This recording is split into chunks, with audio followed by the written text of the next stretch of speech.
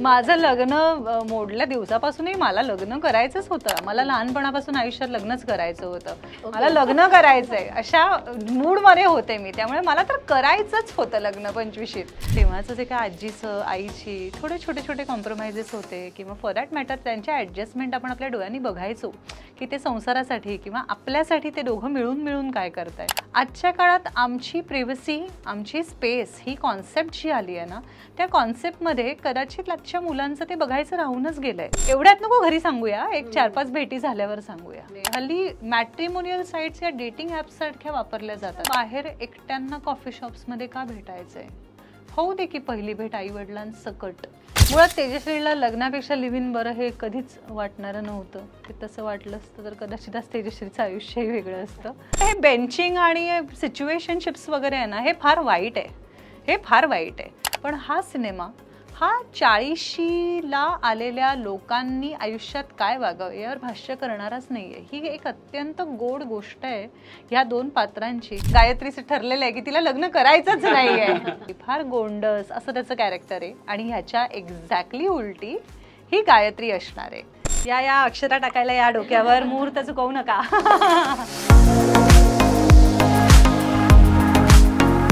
तदेव लग्नम सुदिनम तदेव या ओळी कानावरती पडल्या की आपल्याला लग्नाचा मंडप आठवतो, वरमाला घेऊन उभे असलेले वधूवर आठवतात. पण सध्या या ओळी आपल्या अवतीभोवती ऐकू येत आहेत आणि त्याचं निमित्त आहे हॅशटॅग तदैव लग्नम हा सिनेमा. आणि या सिनेमाच्या निमित्ताने आपल्या लोकमत फिल्मीच्या पंचायतमध्ये आलेली आहे अभिनेत्री तेजश्री प्रधान. तुझं खूप खूप स्वागत पंचायतमध्ये. Thank you so much. पंचायतच्या सुरुवातीलाच थोडा एक गमतीशीर प्रश्न आहे. तदैव लग्नम हे सिनेमाचं नाव आहे, म्हणजे त्याचा लग्नाशी संबंध आहे. पण आजपर्यंत 25 सिनेमे केलेस, अनेक मालिका केल्या, पडद्यामागे म्हणजे पडद्यावरती आत्तापर्यंत इतक्या भूमिका साकारल्यास तू, हे पडद्यावरचं कितवं लग्न आहे जे या सिनेमात होणार आहे? अरे बापरे, काउंट करावं लागेल रे. टेलिव्हिजन जेवढे वेळा केलंय तेवढे वेळा प्रत्येक वेळी टेलिव्हिजनच्या हिरोईनचं म्हणून एकदा लग्न झालेलंच आहे. कारण आपली टेलिव्हिजन हे चालतंच सासू सुनेवर. आणि व्यतिरिक्त सिनेमांमध्ये आय गेस 12व-15व असेल. आणि इतक्या सगळ्या अनुभवानंतर तू आता पुन्हा तदैव लग्नम मध्ये आम्हाला एका वेगळ्या भूमिकेतनं दिसणार आहे. आता सिनेमाकडे येऊया. सध्या सिनेमाची सगळीकडे चर्चा आहे, पण जसं की हा लग्नाचा सिनेमा नसून मधली एक गोष्ट आहे, तर काय आहे तदैव लग्नम? हे बघा, तू मला पहिलाच प्रश्न विचारलास किती लग्न झाली आहेत आतापर्यंत रिअल लाईफमध्ये. तर मला वाटतं एवढी सगळी केल्यानंतर आता गायत्रीचं ठरलेलं आहे की तिला लग्न करायचंच नाहीये या सिनेमात. त्यामुळे असं तिचं कॅरेक्टर आहे आणि खूपच गोड सिनेमा हा झालेला आहे एकंदरच. अथश्री आणि गायत्री अशी दोन पात्र तुम्हाला या सिनेमाच्या निमित्ताने बघायला मिळणार आहेत. आणि आय एम सो शुअर तुम्ही फिल्म पाहिल्यानंतर तुम्हीही माझ्याशी सहमत असाल की या अख्ख्या सिनेमामधलं सगळ्यांचं लाडकं पात्र हे अथश्रीचं असणार आहे. कारण त्याचा साधेपणा, त्याचा भोळेपणा आणि इतकं गोड पात्र आहे ते. म्हणजे तो मंद किंवा तो वेडा नाही आहे, तो बाय चॉईस साधा आहे. तो खूप हुशार आहे, तो प्राध्यापक आहे, पण तो बाय चॉईस खूप साधं राहणीमान प्रिफर करतो. आणि अत्यंत सौम्य बोलणारा, अत्यंत साधी वाणी, फार गोंडस असं त्याचं कॅरेक्टर आहे. आणि ह्याच्या एक्झॅक्टली उलटी ही गायत्री असणार आहे की जो लग्नासाठी उतावळा झालाय आणि ही लग्न न करण्यासाठी तिचं ठरलेलं आहे, तिला लग्नच करायचं नाहीये ह्या सगळ्या सर्कमस्टन्सेसमध्ये. तो जितका असा हळुवार आहे तितकीच ही अशी वाऱ्यासारखी साधारण निघून जाईल समोरून, इतकी फास्ट आहे ती. सो ती फार गोड केमिस्ट्री त्यांची बघायला मिळणार आहे तुम्हाला या सिनेमाद्वारे. तू सुबोध सरांच्या भूमिकेचं वर्णन केलं, त्यासोबत गायत्रीचं सुद्धा वर्णन केलं. तर आम्हाला थोडं गायत्री विषय ऐकायला आवडेल की गायत्री नेमकी या सिनेमात अजून कशी आहे? कारण की आम्हाला ट्रेलरमध्ये थोडं दिसतंय की ती थोडीशी खूप भूमिका घेणारी, खंबीर वाटते. तर काय स्टँड घेऊन गायत्री प्रेक्षकांसमोर येणार आहे?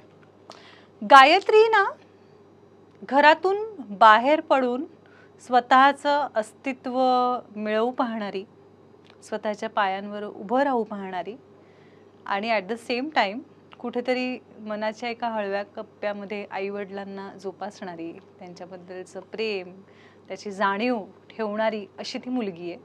त्यामुळे गायत्री ही तुम्हाला खूप तुमच्यातलीच एक वाटणार आहे. तुम्हाला तिला पाहताना अरे हे मॅनरिझम माझ्यातलं आहे किंवा माझी मैत्रीण सेम अशी आहे, माझी बहीण एक्झॅक्टली अशी आहे असं वाटावं असं ते पात्र आहे.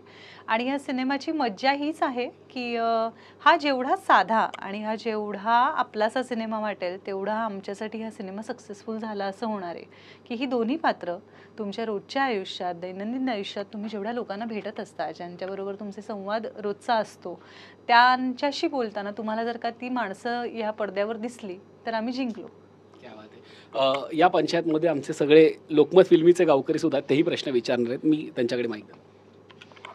तेजश्री, आत्ता तू म्हणालीस की अथश्री हे जे कॅरेक्टर सिनेमातला आहे तो साधा भोळा, तो असाच हुशार आहे, चाणाक्ष आहे, लोकांना तो कुठेतरी कसा आहे हा असंही वाटू शकतं. पण मला तुला विचारायचं आहे, आत्ताच्या आपण पिढीची जर चर्चा केली, तुझ्या पिढीत आता आहेस, तर जेव्हा मुलगा सिलेक्ट करायला जातात की लग्नासाठी आपल्याला बाबा मुलगा तुला हा पाहायला येणार आहे किंवा हा मुलगा तुला बघायचं आहे, तर ती आधी विचार करते की विचारतो आपण बऱ्याचदा मुलींचं ऐकेल, कसं आहे, स्मार्ट आहे का, हँडसम आहे का, किती कमवतो, घर आहे का स्वतःचं, किंवा ह्या सगळ्या गोष्टी प्रेफरन्सला असतात. बरोबर. हां, आणि जेव्हा असं असतं की बोलून बघा, घरातले सांगतात बोलून बघा, बोलताना तुमचे सूर जुळतील तर तुम्हाला कळेल. मग तिथेही मुली तो स्मार्टनेस पाहायला जातात आणि कधीतरी पुढे जाऊन वाटतं कुठेतरी चुकलो.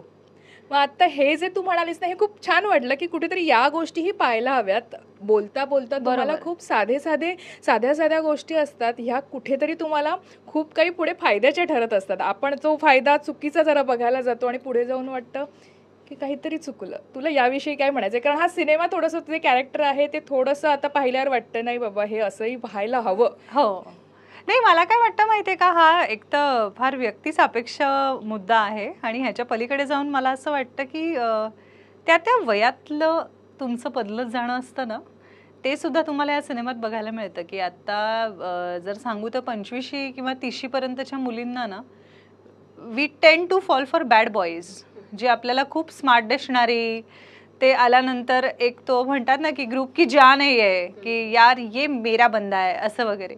पण ही मुलं जी आहेत ना, ती तेवढीच असतात अगं. ती जशी आपल्याला छान स्वप्नाळू वाटत असतात ना, तशी ती आपल्याबरोबर खूप लोकांना स्वप्नाळू वाटत असतात.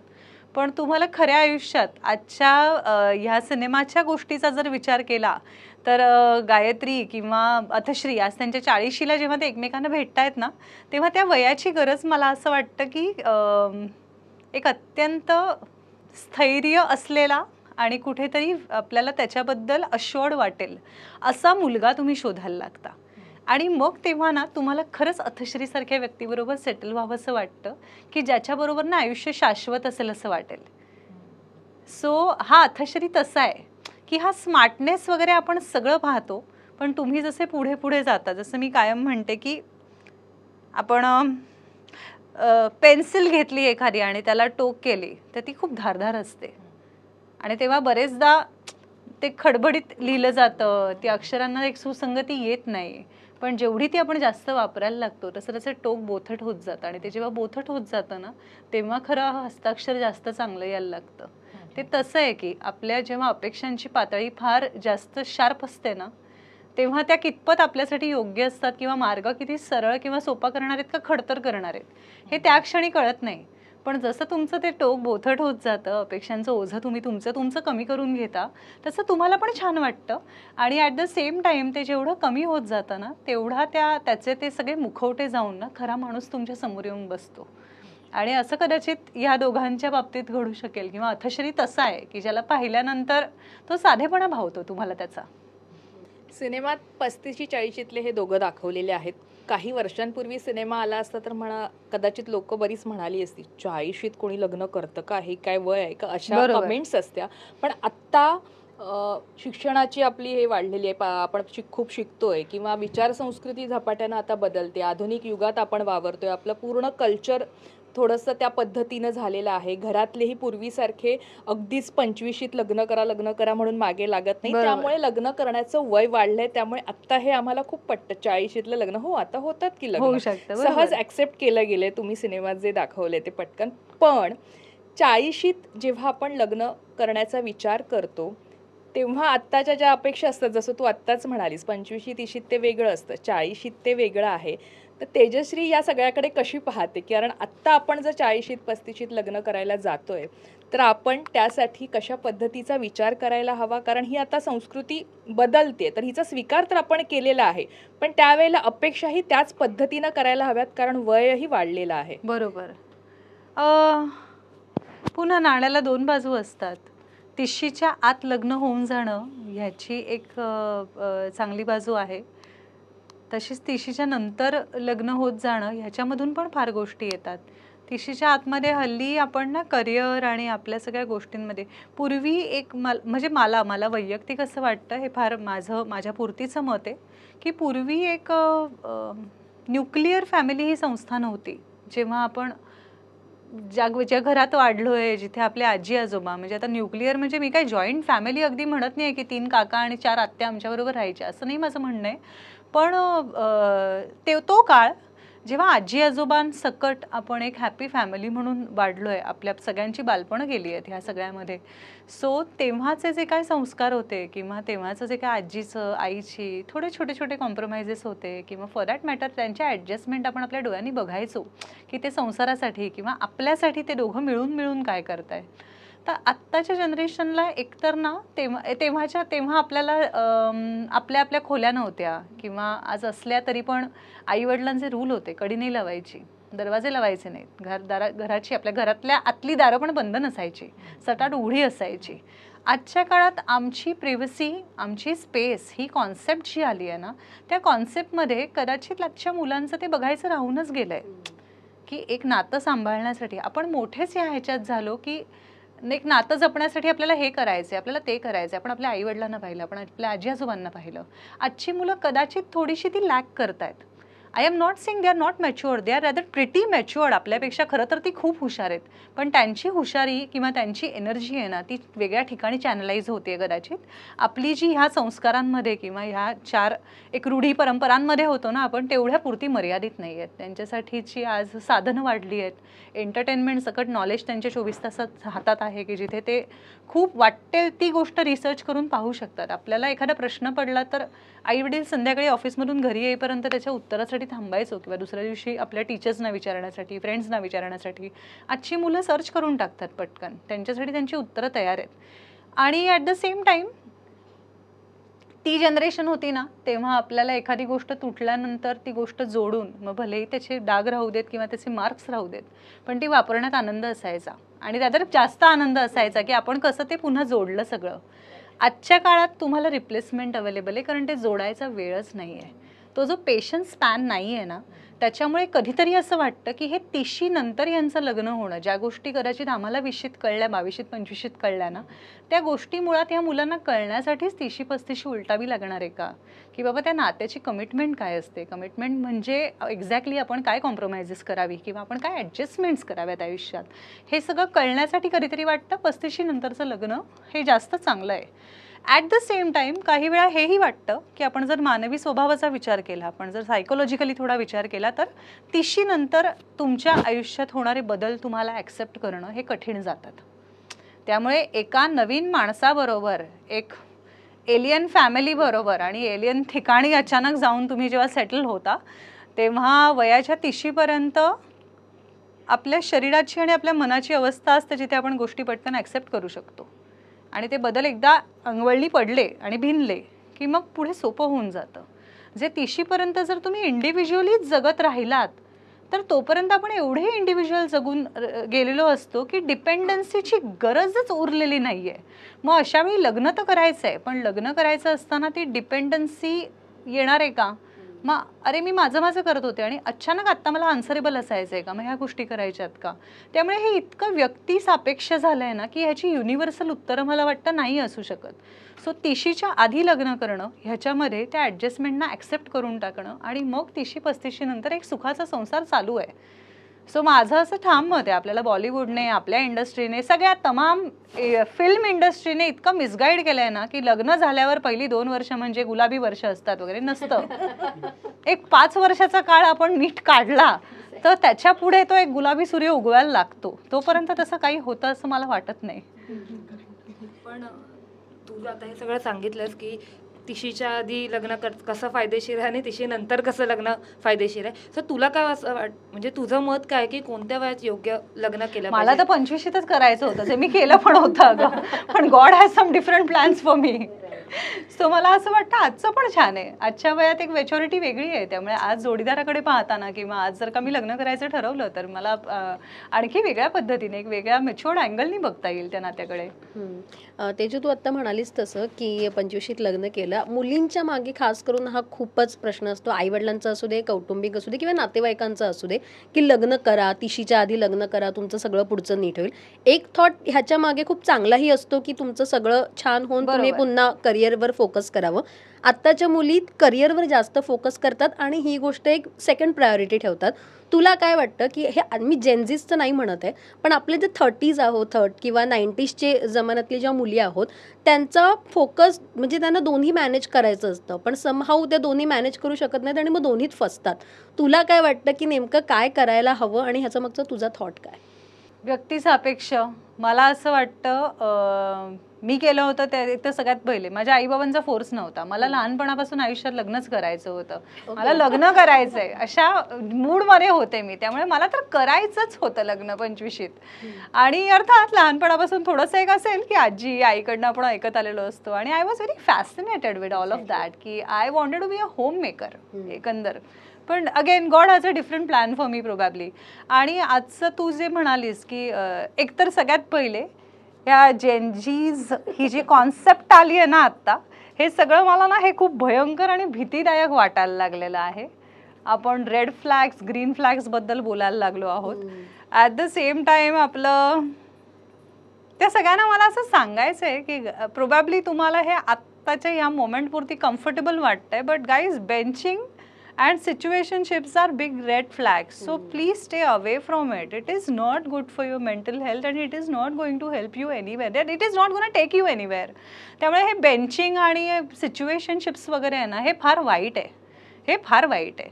आणि मी आत्ताच्या जनरेशनला सपोर्ट करणारी आहे, म्हणजे मी स्वतः खूप मला स्वतःला आजच्या दिवसाबरोबर पुढे जाऊया किंवा नेऊया असं म्हणणारी असले तरी पण काही गोष्टींवर माझं ठाम मत आहे. आणि त्यातली ही मोठी गोष्ट आहे की बेंचिंग, ज्या मोमेंटला तुम्ही सेल्फ रिस्पेक्ट बाजूला ठेवता त्या मोमेंटला तुम्ही स्वतःला बेंचिंगचा भाग बनवता, तर तो बनवू नका. कारण आपल्या आईवडिलांनी आपल्याला ना कायम प्रायोरिटीवर ठेवलंय. त्यामुळे एक नवीन येणारा मुलगा तुम्हाला जर का सेकंड प्रायोरिटीवर ठेवणार असेल आणि त्या बेंचवर बसवून ठेवणार असेल तर I think it is not good for you. आणि जोपर्यंत आपण स्वतःला चांगलं ट्रीट करणार नाही होत तोपर्यंत आपल्याला कोणी चांगलं ट्रीट करावं ही जगात कोणाचीच जबाबदारी नाही आहे. त्यामुळे तुम्ही स्वतःला कुठे ठेवताय, इथून तुम्ही तुमच्यासाठीचे बेंच मार्क्स सेट करताय, इतरांसाठी तुमच्याशी काय वागायचंय.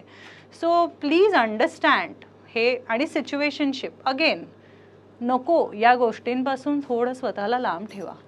आणि ह्याच्या पलीकडे काय विचारलंस तुम्हाला अजून काहीतरी की फोकस हलतो थोडासा, म्हणजे दोन्ही मॅनेज करायच्या नादात आत्ताच्या जे 90sची मुली आहेत, कारण दोन्ही मॅनेज करायची ना ताकद कितपत आहे आपल्याला माहित नाही. अगं आज जी आहेत ना मुलं जी आत्ता टीनेजमध्ये आली आहेत ना, फॉर्च्युनेटली अनफॉर्च्युनेटली मॅक्सिमम घरांमध्ये एकच मूल आहे.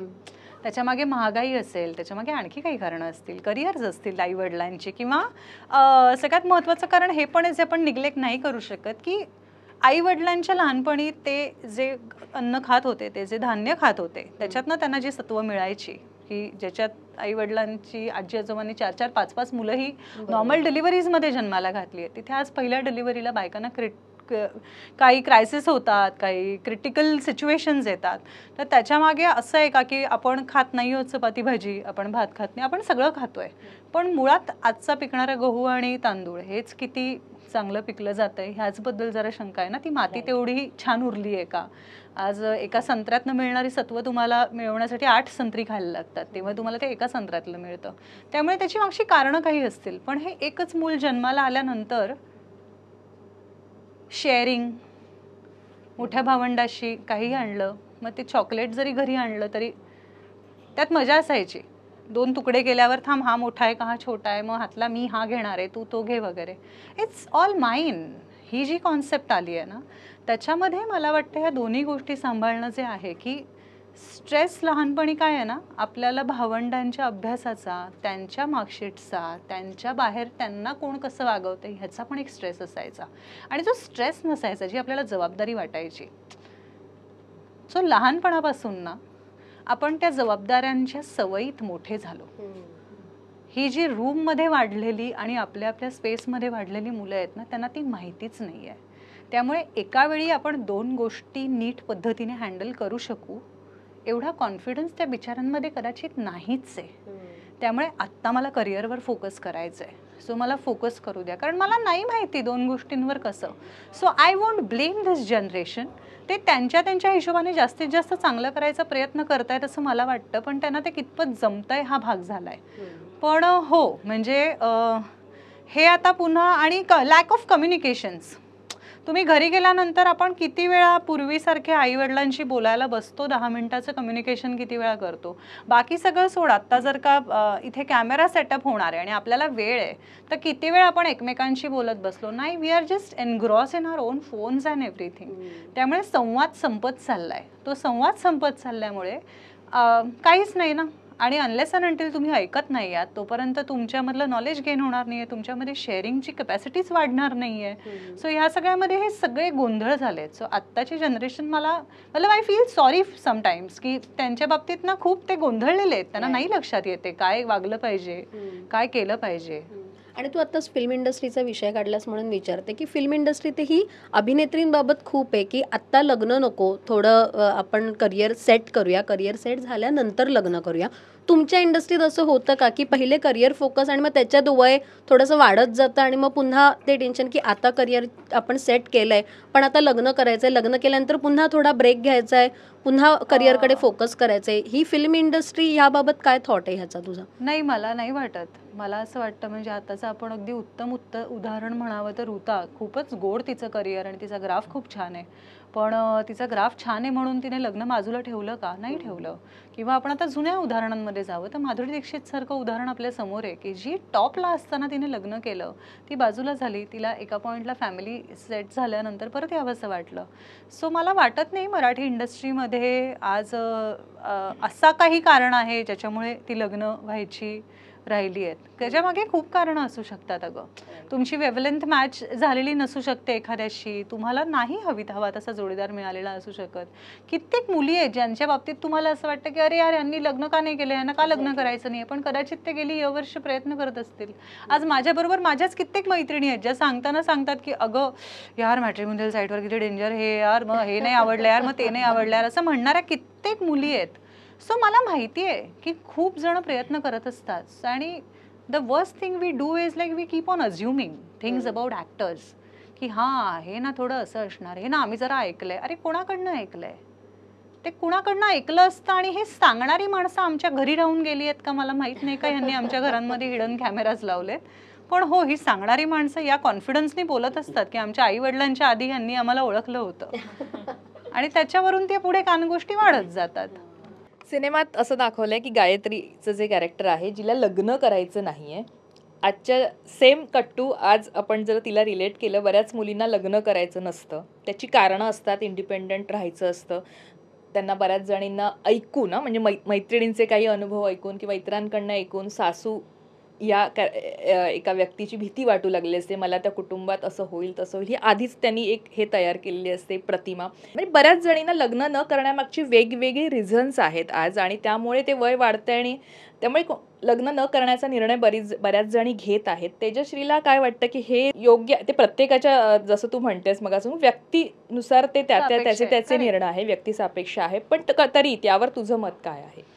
गायत्रीला लग्न का करायचं नाहीये ह्यासाठी तिची ठाम कारणं आहेत आणि ती कारणं ऐकण्यासाठी तर तुम्हाला थिएटरला व्हिजिट करावं लागणार आहे. कारण काय या सिनेमाच्या काही बाजू असतात आणि काही गोष्टी असतात जे आपल्याला अशा खिशात घालून ठेवाव्या लागतात की नाही दाखवणार तुम्हाला आत्ता, कारण त्याच्यासाठीच ते असतं. आणि ट्रेलरमधून तुम्हाला इतक्या म्हणजे मला कौतुक वाटतं आमच्या प्रत्येक वेळी जे आम्ही इंटरव्ह्यूज देतोय, मी सुबोधदाराला पण सांगत असते की आमचं ट्रेलर जो ज्या पद्धतीने कापला गेला आहे त्याच्यानंतर जी काय अझम्पशन्स बनतात ना की अरे हे असं असेल कदाचित, मग ती छोटी मुलगी अशी असेल का, मग ह्यांचं असं असेल का, तर ट्रेलर्समधून हीच एक्साइटमेंट क्रिएट व्हावी यासाठीच ट्रेलर्स असतात. So I think that's the success of our trailer, की जिथे गायत्रीच्या बाबतीत किंवा अथश्रीच्या बाबतीत तुम्हाला प्रश्न पडत आहेत. पण हो, त्यांची काही कारणं आहेत की, आणि गायत्रीचं जे कारण आहे ते नाही तुम्हाला मी आत्ता अर्थात रिव्हील करू शकत. पण इतकं नक्की आहे की ही जी दोन्ही पात्र आहेत ना, अथश्री आणि गायत्री, ही ॲडमंट नाही आहेत. म्हणजे माझं हे असंच आहे आणि हे असंच आहे अशी नाही आहेत ती काय पात्र. खूप जेन्युइन आणि लॉजिकल रिझन्स आहेत त्यांची, ते जे काही वागत आहेत त्या गोष्टींसाठी. आणि आय एम सो शुअर की तुम्ही जेव्हा फिल्म बघाल तेव्हा तुम्हाला त्या दोघांच्याही बाजू आवडतील आणि पटतील किंवा मजा येईल. आता आम्ही जेव्हा फिल्मचा भाग आहोत तरीसुद्धा जेव्हा आम्ही फिल्म बघतो तेव्हा आम्ही ऑडियन्स म्हणून पाहतो, आणि तेव्हा मी स्वतः ऑडियन्स म्हणून पाहताना माझ्यासाठी गायत्री मी नसते, मी ऑडियन्स असते. माझ्यासाठी फक्त अथश्री आणि गायत्री असतात. सो बघताना माझं असं होत होतं की ह्याचं म्हणणं बरोबर आहे, अरे यार हिचं पण लॉजिकल आहे, अरे हा बरोबर बोलतोय, हे बरोबर. तर ते तसं तुम्हाला होत राहणार आहे. सो ही पात्र तुम्ही तुमच्या पद्धतीने ठरवायची आहेत की काय आहे कसं आहे. मला वाटतं 80 to 90% मुली या ज्या निर्णयावर पोचल्यात त्या कदाचित ना लग्न करायचंय या विचारामध्ये असताना ज्या गोष्टी त्यांच्यासाठी एखाद्या मुलाने कराव्यात असं वाटल्यानंतर तो मुलगा त्यांच्यासाठी त्या गोष्टी करायला नाही आहे, आणि मग आपण त्या स्वतःच आता करून टाकूया अशा नोटवर गेल्यावर त्यांना आत्ता कदाचित असं वाटायला लागलं असेल की अरे आपण सगळंच मॅनेज करतो ह्याच्याशिवाय. म्हणजे फॉर एक्झाम्पल, अरे यार माझी कलिग तिला घ्यायला तिचा बॉयफ्रेंड आला होता, तिचा नवरा आला होता यार, आणि then you end up going alone. So त्या सगळ्यातून गेल्यानंतर म्हणजे हे असं मला खूप वाटतं असं. कारण अर्थात आपण सेम एज ग्रुपच्या जवळपास असल्यावर आपले मित्रमैत्रिणी असतात, आपण आपल्या मैत्रिणींशी बोलत असतो किंवा आपल्या ओळखीत कोणाचं तरी काहीतरी ऐकत असतो. सो त्या सगळ्या ऐकण्यातनं मला असं वाटतंय की हे लग्न करायचं नाही आहे, हे थोडंसं द्राक्ष आंबट झाल्यासारखं झालं आहे का, की ते होत नाही आहे ह्याचं दुःख करण्यापेक्षा मला नकोच आहे ही गोष्ट असं सांगून मोकळे होऊया. आणि ह्याच्या पलीकडेच्या 10% उरलेल्या 20% व्यक्ती आहेत, त्यात मुलं आणि मुली दोघंही येतात ज्यांना जेन्युइनली नाही, आणि जे तर आपल्या आईवडिलांच्या जनरेशनपासून आणि त्यांच्याही आधीच्या जनरेशनपासून होतीच माणसं की ज्यांचं ठाम होतं मला नाही अडकायचं आहे त्या जबाबदाऱ्यांमध्ये. सो अशी ती माणसं आहेत. रिझन्स त्यांची काही असू शकतात. तदेव लग्नम या सिनेमात अथश्री आणि गायत्री हे एकमेकांना भेटतात, पण ते एका विवाह संस्थेच्या माध्यमातून भेटतात असं ट्रेलरमधून आम्हाला दिसतंय. पण आपण जर आत्ता सध्या बघायला गेलो तर हल्लीची मुलं या विवाह संस्थेपासून थोडी दूर पळत आहेत. एकूणच विवाह संस्थेची मनात भीती आहे किंवा ती जुनाट झाली असं काहींचं म्हणणं आहे, आणि दुसरीकडे परत लिव्ह इन आणि हा सगळं आता आपल्याकडे येत आहे. तर तेजश्री म्हणून बघताना तू विवाह संस्थेकडे कशी बघते, जी आपली सुरू आहे पूर्वापासून त्याच्याकडे, आणि सध्या जे आता येऊ घातलंय की लग्नापेक्षा लिव्ह इन बरं, आणि ते सगळा जो नवीन येऊ घातलाय मुलांकडनं, या दोघांकडे तू कसं बघतेस? मुळात तेजश्रीला लग्नापेक्षा लिव्ह इन बरं हे कधीच वाटणारं नव्हतं. ते तसं वाटलं असतं तर कदाचित आज तेजश्रीचं आयुष्यही वेगळं असतं.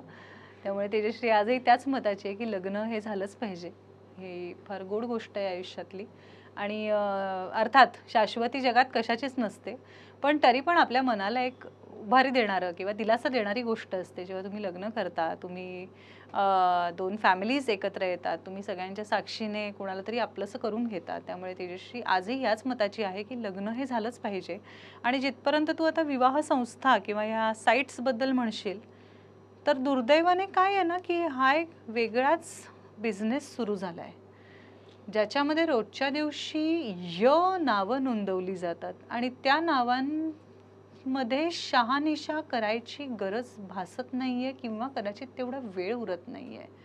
त्यामुळे तू टाकलेली इन्फॉर्मेशन ही किती खरी आहे, मुळात ती इन्फॉर्मेशन टाकताना त्या व्यक्तीला ते खरंच म्हणायचंय का, इथंपासून शंका आहेत का फक्त एक फॅड आहे. हल्ली मॅट्रिमोनियल साईट्स या डेटिंग ॲप्स सारख्या वापरल्या जातात. तरी मॅट्रिमोनियल साईट्सवर जर तुम्ही नावं नोंदवली आहेत तर मला असं जेन्युइनली वाटतं मग तुम्हाला बाहेर एकट्यांना कॉफी शॉप्समध्ये का भेटायचं आहे.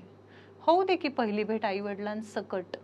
मग त्या कॉफी शॉपमधली पहिली कंडिशन एक 80% लोकांची ही असते की एवढ्यात नको घरी सांगूया, एक 4-5 भेटी झाल्यावर सांगूया. सो ट्रायल अँड एरर करायचं आहे. तर जसं आपण आज पुढारलोय तसे आपले आई वडील सुद्धा पुढारतायत की, पण त्या थोड्याशा बंधनासकट आपण पुढे गेलो तर थोडंसं त्या नात्याला एक पहिल्या भेटीपासून एक जबाबदारी वाटू शकेल असं मला वाटतं.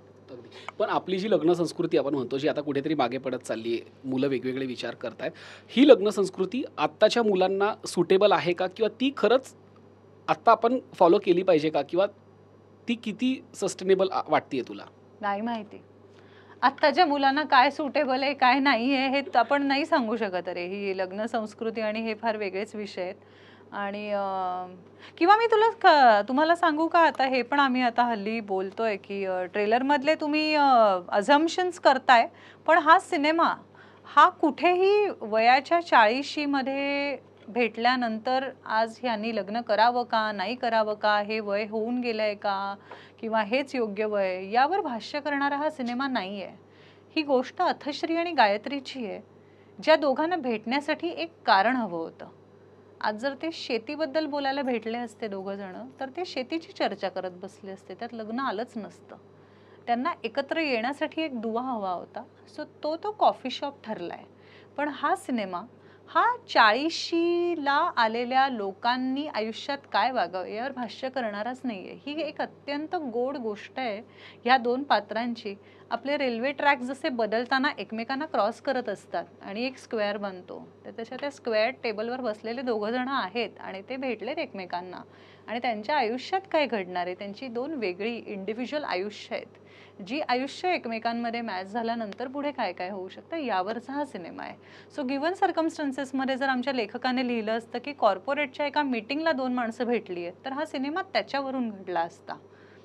सो हे एक मी तुम्हाला स्पॉइलर देते की हा सिनेमा आम्ही कुठेही 40च्या माणसांनी हे भाष्य करावं किंवा बघा आता आम्ही तुम्हाला काहीतरी तत्वज्ञान देतो किंवा काहीतरी शिकवून जातो असं म्हणणारा नाहीच आहे.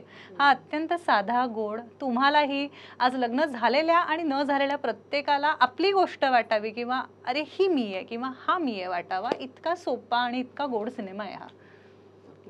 इथे एक प्रश्न असा, म्हणजे आता आम्हाला त्या गायत्रीला असं सांगावं असं वाटतंय की अथश्री इतका गोड आहे, छान आहे, साधा आहे, लिटरली त्याच्या प्रेमात पडावं असं वाटतं. पण बऱ्याचदा असं असतं ना, बऱ्याचदा मुली आजच्या, आपण जेव्हा आता आमचीही लग्न झाले ते असं वाटतं की लग्नाच्या आधी सगळं वेगळं होतं, असाच साधा होता, भोळा होता, गोड होता. लग्नानंतर म्हणजे असं वाटायचं की यार आपलं कधी लग्न होतंय, कधी आपण मग हा किती माझे लाड करेल, असं असतं साधारण. म्हणजे अथश्रीला पाहिल्यावर आम्हालाही आठवतात ते पूर्वीचे दिवस असे आठवले.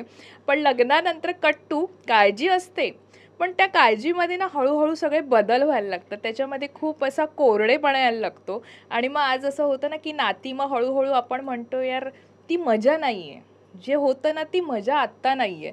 मग ते अथश्रीकडे पाहिल्यावर पुन्हा आम्हाला पूर्वीचे दिवस ते आठवले आणि आता आम्ही कदाचित तो सिनेमा पाहायला आमच्या अहोंना पण घेऊन जाऊ सिनेमागृहात. पण तेजश्री याकडे कशी बघते? मी खरं सांगू का, तू हे सगळं सांगत असताना माझ्या डोक्यात इतकंच चाललं होतं की चला माझ्या दिग्दर्शकाला सांगते, हे बघ आता ह्याच्यावरच पार्ट 2 करूया.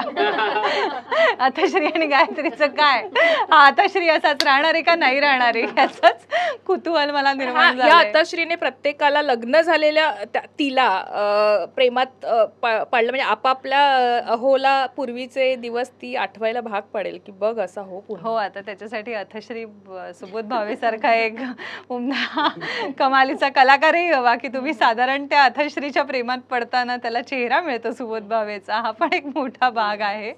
आणि हो तू म्हणालीस तसं आहे, पण काय एखादी गोष्ट मिळण्यापर्यंतची जी धडपड असते किंवा ती मिळेपर्यंत आपल्याला ती गोष्ट मिळेपर्यंत आपल्याला ती गमवायची भीती असते. ती मिळाल्यानंतर ती भीती संपून जाते आणि ती भीती संपून जाते ना, तिथे गृहीत धरणं सुरू व्हायला लागतं. त्यामुळे मला असं वाटतं की तुम्हाला त्या नात्यामध्ये नाविन्य टिकवून ठेवण्यासाठी धडपडत राहिलं पाहिजे. म्हणजे बरेचदा आपण, आता मी हे कायम म्हणते की आज आपण 21व्या शतकात आलोय म्हणतो, 21व्या शतकात इक्वॅलिटीबद्दल बोलतो, मग तेव्हा मुलाने असं करायचं, मुलीने असं करायचं, आणि असं करताना आज नकळत, म्हणजे मी बायस तर अजिबातच नाही आहे किंवा फॉर दॅट मॅटर मी मुलांच्याही बाजूने नाही आहे, पण आपण बरेचदा हे करताना आजही ना 60% हे मुलींना थोडं झुकतं माप निदान बोलण्यात मिळतं की त्याने हे केलं पाहिजे, त्याने असं केलं पाहिजे. पण आज मुली म्हणून आपण किती वेळा गुडघ्यावर बसून त्यांना प्रपोज करतो, हा पण भाग आहे ना, की त्याने घरी येताना हे लक्षात ठेवून केलं पाहिजे, आणलं पाहिजे. आणि आजच्या काळात तर खरंच आपल्याला पण किती वेळा किचनमध्ये जाऊन त्या सगळ्या गोष्टी करणं, आपण सगळ्याच गोष्टीत बोलत असतो, पण ही जबाबदारी दोघांनी मिळून पार पाडली पाहिजे. आणि ह्या सगळ्यात मला आता फार अनुभव नाही आहे, पण आय फील की आपल्याला आज नॉलेज आहे ना हातामध्ये, नाविन्य टिकवण्यासाठी काहीतरी नवीन नवीन गोष्टी आपण पण करत राहिलं पाहिजे. It's as simple as that. जे आपण वर्षानुवर्ष ऐकत आलोय, काही वाक्य फार परिचयाची असतात, पण त्याच्यात दडलेले अर्थ फार मोठे असतात, जे आपण कधी समजूनच घेतले नसतात. की नाही रोज रोज घरचा वरणभात खावासा वाटत, पण मग त्याला बिर्याणी खायला बाहेर कशाला जाऊ द्यायचं, करूया की एफर्ट्स घेऊन घरीच बिर्याणी, जेणेकरून त्याला हे आता अश्योरन्स मिळवून देऊया की बाई घर की बिर्याणी भी अच्छी लगेगी. तेजू, खरं तर हा प्रश्न पर्सनल होईल, तू त्याचं उत्तर द्यायचं की नाही ठरव, पण शेवटी एक असतं ना की आपण आपला पास्ट विसरून आपल्याला पुढे आयुष्यात, आणि तू म्हणतेस की तू लग्नाविषयी फार फॅसिनेट आहे, तुला 25व्या वर्षी लग्न करायचं होतं, तू केलंस, बट गॉड डेस्टिनी हे सगळं. पुन्हा तेजूला आता लग्न करायची इच्छा आहे का? आणि तेजू काय बघते एकंदरीत? कारण एक आपल्याला अनुभव शिकवून गेल्यानंतर आपण खूप वेगळ्या अपेक्षेने आता समोरच्याकडे बघणार आहोत. आपल्या अपेक्षा, आपल्या सगळ्याच गोष्टी चेंज होतात. तेजूला आता काय आहे, म्हणजे तेजू वेळ घेणार आहे, तेजू लग्न माझं लग्न मोडल्या दिवसापासूनही मला लग्न करायचंच होतं. अगं, मला आजही वाटतं की मी लग्नासाठी बनलेले आहे, मला लग्न करायचंच आहे आयुष्यात. त्यामुळे काहीतरी एकतर सांगू माझ्या स्वभावाप्रमाणे की एखादी गोष्ट तुमच्या आयुष्यात घडून गेली म्हणून आता परत ती कधी चांगल्या पद्धतीने घडणार नाही, हा बिलीफ ठेवणारीच मी नाही आहे. त्यामुळे मला माहिती आहे ही गोष्ट जर आपल्याला हवी आहे तर ती एक दिवस होणार आहे. सो आजही मी त्या बाबतीत पॉझिटिव्ह आहे. आजही आमच्या सिनेमामध्ये एक वाक्य आहे जिथे अथश्री गायत्रीला म्हणतो की तुम्ही बोलताय एक, तुमच्या डोळ्यात दिसतंय एक. सो मला असं वाटतं त्या गायत्रीसारखंच ना प्रत्येक मुलीच्या आतमध्ये ती गोष्ट हवी असतेच ना. तुम्हाला वय पुढे जातं तसं तुम्हाला ती कंपॅनियनशिप जास्त हवीशी वाटायला लागते. सो हो, माझ्याही आयुष्यात ती इच्छा मला कायम आहे, आणि given a choice in certain circumstances मला ती गोष्ट करायला आजही आवडणार आहे. त्यामुळे काहीतरी आयुष्यात घडून गेलंय म्हणून माझे विचार बदललेत किंवा आता मला त्या गोष्टी करायच्या नाही आहेत असं नाही आहे. हेच मी मगाशी म्हणाले की आपल्याकडे ना अझ्युम करायची एवढी वाईट सवय आहे ना की हां हिला आता ते करायचंच नसेल कदाचित, मग तुम्ही त्याच्यातून बाहेर आपण पडतो. अगं, एका लिमिट नंतर ना एखादी गोष्ट नाही वर्क झाली तर तुम्ही इव्हेंच्युअली त्याच्यातनं बाहेर पडता. हा मानवी स्वभाव आहे आणि त्यात चुकीचं काहीच नसतं, तुम्ही करेक्टच असता तुमच्यासाठी. सो बाहेर पडलोय, एखाद्या व्यक्तीचं अजून लग्न झालं नाही म्हणजे अरे बापरे ती इथेच अडकलेली आहे का, नाही, आपण त्याच्या खूप पुढेही निघून येतो. पण अगेन इट्स डेस्टिन, जेव्हा व्हायचंय तेव्हा ते होणार आहे तेव्हा मी ते आनंदाने स्वीकारणार आहे. पण ते होत नसेल तर ते होईपर्यंत मी दुःखात जगणं हे मी स्वतःसाठी नाही करू शकत ना. आणि हे आजकालच्या पिढीसाठी फार उपयोगी आहे. तू जे बोललीस ते माझ्यामध्ये कदाचित त्या सगळ्यांना ते उपयोगी पडेल आणि तेही असाच विचार करतील तुझ्यासारखा आणि पुढे सरकतील असं वाटतं. तसं प्रत्येकाने करायलाच हवं. मग ते फक्त लग्न ह्या बाबतीत मी म्हणत नाही. आज सिनेमा करताना एखादा डिरेक्टर किंवा एखादा ऍक्टर म्हणाला यार माझी फिल्म नाही सक्सेसफुल झाली, आता मी पुढे काही करत नाही, तर काय होणार आहे का, आपण घरी बसणार आहोत. ह्याच्या पलीकडे तुला आपले मित्रमंडळी काय किंवा आई वडील सुद्धा फॉर दॅट मॅटर, तू एखाद्या गोष्टीवरून रोज बोलायला लागलीस तर कदाचित बाहेरच्या जगापेक्षा आई वडिलांचा टॉलरन्स थोडा जास्त असेल, पण ते सुद्धा एक दिवस तुम्हाला म्हणतील की चल ना बास कर ना आता. त्यामुळे ना मला कायम वाटतं तुमच्या इमोशन्स ना तितपतच बाहेर आणा जिथपर्यंत त्याची किंमत असेल. ज्या दिवशी लोक तुम्हाला म्हणतील की अरे यार हिचं आहे रोजचं आहे, त्या दिवशी तुमच्या इमोशनची किंमत कमी होईल. त्यामुळे आपल्याला ना आपले इमोशन्स खूप एक्सपेन्सिव्ह बनवून ठेवावे लागतात, आणि ते आपण नाही ठेवले तर मग ते निघून राहतात ना. खूप छान उत्तर दिलंस तेजू, थँक्यू. काल सिनेमाचं स्पेशल स्क्रीनिंग झालं आणि त्याच्यानंतर प्रत्येक कलाकार भरभरून बोलत होता, पण आणखी एका गोष्टीचं कौतुक होत होतं ते म्हणजे सिनेमाची भाषा. अनेक कलाकारांनी आवर्जून सांगितलं की खूप दिवसांनी इतका छान मराठी सिनेमा आला आणि खूप दिवसांनी इतकं छान मराठी आम्हाला ऐकायला आलं. सो ही खूप मोठी कॉम्प्लिमेंट आहे. तर त्याला जोडून प्रश्न असा होता की एकतर आता हल्ली मराठी कलाकारांशी आम्ही जेव्हा बोलतो तेव्हा ते म्हणतात की नाही आम्हाला आता साऊथकडे जायचं आहे, हिंदीकडे जायचं आहे. त्याच्यात परत दुसरा मुद्दा आहे की मराठीकडे आता हल्ली ऑडियन्स आणि हा सगळा विषय आहे. अशा ह्याच्यात तू असेल, सुबोधदादा असेल, तुम्ही डेस्परेटली मराठीसाठी काम करताय, भाषेवर काम करताय, तर भाषा आणि सिनेमा सध्या कुठे चाललाय आणि त्याच्याविषयी तुझं काय म्हणणं आहे? ह्या प्रश्नाचं उत्तर देण्याआधी आपला इंटरव्ह्यू सुरू होण्याआधी मी माझ्या दिग्दर्शकाला म्हणाले की काल मला सगळ्यात चांगली कॉम्प्लिमेंट सिनेमानंतर जर कुठली मिळाली असेल तर ती ही होती की तुमची भाषा ही ऐकावीशी वाटते. तुम्ही दोघं जे बोलताना ती भाषा कानावर पडल्यानंतर असे 2 तास ते कानावर छान वाटतंय. तर भाषा ही खूप इम्पॉर्टंट आहे. आणि आता तुझ्या प्रश्नाकडे यायचं झालं तर हल्ली कुठल्या गोष्टीवरून कसे इश्यूज क्रिएट होतील आणि कशाचं काय रूपांतर होईल माहिती नाही.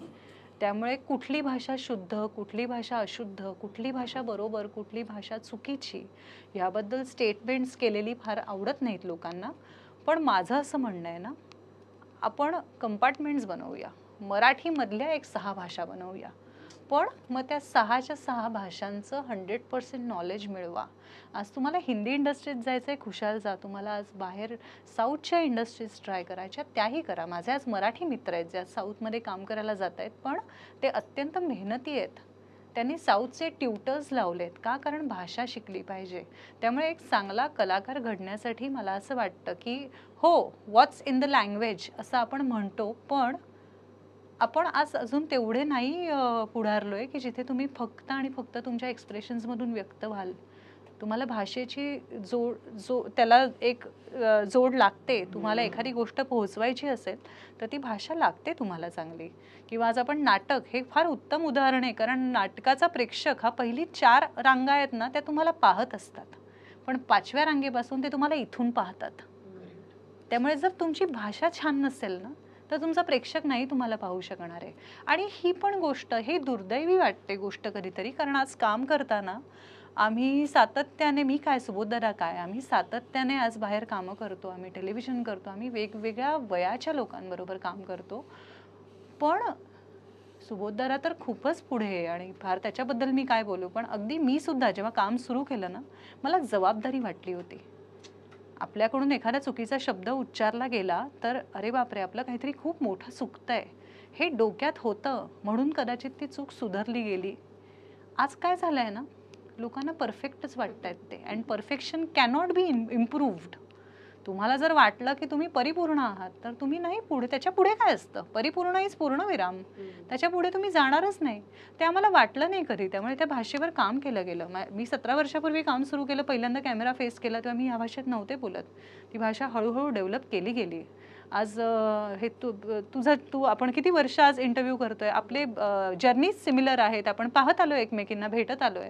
सो ही जी डे बाय डे होणारी ग्रोथ आहे, मग ती तुझी असू दे, आज समोर मला इंटरव्ह्यू घेण्यासाठी असू दे, तुझ्या प्रश्नांमधली मॅच्युरिटी असू दे किंवा माझ्या उत्तरांमधली असू दे, ती डे बाय डे होत गेली आहे ना. आणि ह्यासाठी आपण कष्ट घेतोय, ह्यासाठी आपण काम करतो. तर मुळात ते कष्ट घेणं ही जबाबदारी जेव्हा आजच्या कलाकारांना, आजच्या माणसांना वाटेल तेव्हा ते सुधारलं जाईल. ह्याच्या पलीकडे मला कोणाच्याही भाषेबद्दल ही भाषा चुकीची आहे काही बोलायचं नाही आहे. मला जमेल ती भाषा मी बोलते आहे. प्रत्येक फिल्म जी आपण म्हणजे आम्ही बघतो, तुम्ही करता, ती प्रत्येक फिल्म एक काही ना काहीतरी मेसेज देऊन जात असते आम्हाला किंवा तुम्हाला. सो ही जी फिल्म आहे, जी प्रेक्षकांना काय मेसेज देऊन जाणार आहे आणि ही फिल्म तुला काय शिकवून गेली? आयुष्य साधं आणि सोपं आहे, त्याला कॉम्प्लिकेट करू नका. आपल्या आजूबाजूच्या सिच्युएशन्स किंवा आपल्या आजूबाजूची माणसं ही ते आयुष्य कॉम्प्लिकेट करत नसतात. आपलं डोकं आपलं आयुष्य कॉम्प्लिकेट करत असतं. त्या डोक्यातून जर आपण ठरवलं की मला नाही कॉम्प्लिकेशन्स होऊ द्यायच्यात, तर आयुष्य सोपं असू शकतं. आणि हे आणखी सोप्या शब्दात तुम्हाला सिनेमातून पण कळतं. त्यामुळे हा सिनेमा मला काय देऊन गेला तर हो, आयुष्य फार सहज, आपण जितक्या सहज किंवा न लक्ष देता श्वास घेत राहतो तितक्या सहज जगत राहावं असं ह्या सिनेमातून मी जेव्हा सिनेमा बघत होते किंवा प्रेक्षागृहातमधून बाहेर पडताना हे मी घेऊन आले. आणि मला तितकीच खात्री वाटते की आजच्या या मॅस्क्युलिन काळामध्ये किंवा OTTमध्ये आज जिथे टॉलरन्स किंवा पेशन्स लेवल लोकांचा स्पॅन कमी झाला आहे, त्या स्पॅनमध्ये जिथे आपण खूप ॲग्रेसिव्ह किंवा हेवी कंटेंट बघतोय सतत, तर त्याच्यामध्ये हा असा एखादा सिनेमा हळूवार येणारा किंवा कुठेतरी तुम्हाला रिलॅक्स बसवणारा, आपण एंटरटेनमेंटला गेल्यानंतर आपण आपल्या रिक्लायनर चेअरवर टेकून बसताना आपल्याला कळतही नाही आपण तो हेवी कंटेंट बघताना कधी पुढे सरकून बसतो, आपण रिलॅक्स व्हायला गेलेले असताना. सो हा सिनेमा तुम्हाला त्याला खुर्चीला असं निवांत खेळवून ठेवेल. आणि मला असं वाटतं माझ्यासारखंच तुम्हीसुद्धा प्रेक्षक म्हणून सिनेमागृहातून बाहेर पडताना अरे खरंच एवढं सोपं आहे, आपण नाही करावं ते complicated. Happiness is a mind state, त्याला कोणी बदलू नाही शकत. बाहेरची सिच्युएशन तुम्ही नाही बदलणार आहात, पण त्या सिच्युएशनवर मला इथे कितपर्यंत पोहोचू द्यायचं आहे किंवा इथे काय हर्ट करून घ्यायचं आहे, इफेक्ट करून घ्यायचं आहे, हे आपलं आपण ठरवणार आहोत. इतकं सोपं आहे ते. मगाशी तू म्हणालीस की तदेव लग्नम हा 40शीतल्या लोकांच्या लग्नाचा सिनेमा नाही आहे, तर त्याच्या पलीकडे जाऊन काहीतरी सांगणारा सिनेमा आहे. तर मला असं वाटतं की तूच प्रेक्षकांना आवाहन करावं की तदेव लग्नम हा 20 डिसेंबरला येतोय, तो नेमका का पाहावा. हॅशटॅग तदेव लग्नम हा सिनेमा 20 तारखेला तुमच्या सगळ्यांच्या भेटीला येणार आहे. तो सिनेमागृहामध्ये जाऊनच पहा. याला सगळ्यात मोठं कारण म्हणजे आज बाकीच्या भाषांमध्ये जो प्रेक्षक वर्ग आहे तो त्यांच्या भाषेची जेवढी किंमत ठेवतो किंवा त्यांच्या भाषेच्या त्यांच्या कलेच्या जितक्या प्रेमात आहे आणि ती कला जोपासणं ही स्वतःची जबाबदारी समजतो, त्यापेक्षा थोडासा आपला मराठी पब्लिक आहे, आपला मराठी प्रेक्षक वर्ग जो आहे तो कुठेतरी कमी पडतोय का असं वाटतंय. ह्यासाठी जसं एक चांगला सिनेमा तुमच्यासाठी बनवणं ही आमची जबाबदारी आहे आणि आम्ही ती खूप मनापासून पार पाडतोय, तर ती अर्धी जबाबदारी आम्ही पार पाडतोय. ह्याच्या पुढचं जे आहे ना ते तुमच्यावर आहे की आता ते प्रेक्षागृहामध्ये येऊन सिनेमागृहामध्ये येऊन तुम्ही जेव्हा ते पाहाल तेव्हा आपला मराठी सिनेमा वर जाणार आहे. आणि हे फक्त हॅशटॅग तदेव लग्नमच्या बाबतीत नाही, सगळ्या मराठी सिनेमासृष्टीच्या वतीने आमच्या सगळ्यांच्या वतीने मी तुम्हाला सांगते की प्लीज थिएटर्समध्ये या. आत्ता आमच्या सिनेमाचं पोस्टर तुम्ही पाहिलं असाल की एका टेबलावर एकीकडे मी एकीकडे सुबोधदादा आहोत, पण आत्ता हे आवाहन करताना मी आणि सुबोधदादा टेबलाच्या ह्या बाजूला आहोत आणि तुम्ही समोर आहात आणि आपल्याला हे गुण जुळवायचे आहेत. हे गुण जेव्हा जुळतील तेव्हा मराठी प्रेक्षकांचं आणि कलाकारांचं रिलेशन, नातं, लग्न सक्सेसफुल होणार आहे. सो या महत्त्वाच्या गोष्टीसाठी मराठी सिनेमा तुम्ही थिएटरमध्ये जाऊन पाहावात. आणि ह्याच्या पलीकडे जसं मी म्हणाले की खूप स्ट्रेस आहे ना आयुष्यामध्ये, त्यामुळे एंटरटेनमेंटच्या नावाखाली खरंच रिलॅक्स व्हायला या. तुमच्या मनाला, तुमच्या मेंदूला छान स्पा द्या. कुठेही टेन्शन नाही आहे, काही नाही आहे, छान काहीतरी खिशात घालून घरी घेऊन जा ही 2 पात्र. बघा तुम्हाला आवडेल असं वाटतंय. त्यामुळे प्लीज या थिएटर्समध्ये 20 डिसेंबरला हॅशटॅग तदेव लग्नम. मी आणि सुबोधदादा आणि आमची एकंदर अख्खी टीम तुमची वाट पाहतोय. जसं सगळेच म्हणतात, तेजश्री बोलू लागली की ऐकत राहावंसं वाटतं आणि ते आमच्याही बाबतीत ती अनुभूती आम्ही घेतली. आजची पंचायत जितकी प्रेक्षणीय झाली तितकीच ती श्रवणीय झाली. त्यामुळे प्रेक्षक पण ही पंचायत बघतील आणि हा सिनेमा त्यांच्यापर्यंत आणि घराघरातही पोहोचेल. लोकमत फिल्मीकडनं, या पंचायतकडनं तदेव लग्नम या सिनेमाला खूप खूप शुभेच्छा. या अक्षता टाकायला या डोक्यावर, मुहूर्त चुकवू नका.